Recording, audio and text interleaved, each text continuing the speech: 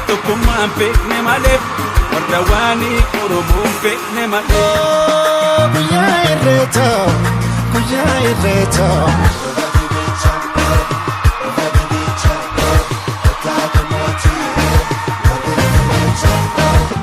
Oromoon jiruu fayyaa, fayyaan babbareede.